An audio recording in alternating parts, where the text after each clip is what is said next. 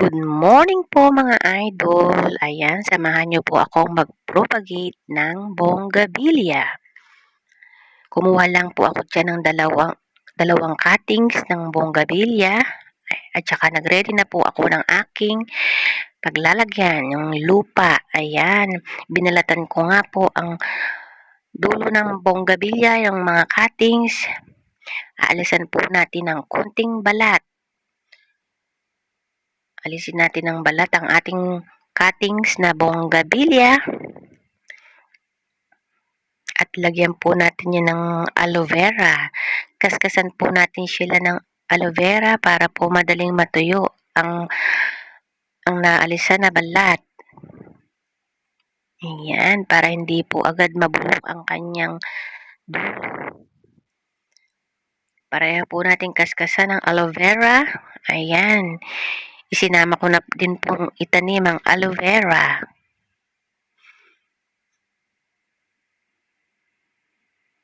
Dalawang cuttings lang po ang aking kinuha at magkaiba po ang bulaklak niyan. May kaiba ng kulay ang bulaklak. Para po maganda pagka ayan ay tumubo. Sana po yan ay tumubo. Titingnan po natin yan sa loob ng 1 buwan kung anong mangyayari. Ayan, nakakainggit po kasi yung mga nagtatanim na nakikita kong ang gaganda ng kanilang mga bonggabilya. Ayan. Siksikin po nating mabuti ang lupa para hindi po masyadong magalaw ang ating itinanim na bonggabilya. Siksikin po nating mabuti.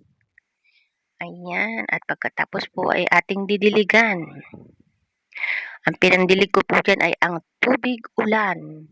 Meron po kaming tubig ng ulan na nakatabi. Ayan po ang aking pinandilig. At nilagyan ko rin po siya ng walis tingting. 3 walis tingting po ang aking nilagay para po pagpatungan ng plastic. Lalagyan po natin siya ng plastic para mag-moist po siya. Yun po ang magdidilig sa kanya sa loob ng 1 buwan. Ayan, lalagyan po natin yan ng scotch tape para po walang kasingaw-singaw yung ating plastic para po talagang mag-moist siya sa loob. Yung pong moist na yun ang magdidilig sa kanya.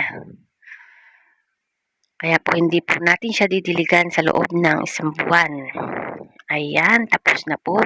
Nilagyan ko na po yan ng date para po alam natin kung pwede na siyang ayan. Ready na po. Thank you po for watching. Iintayin lang po natin sa loob ng 1 buwan. Thank you.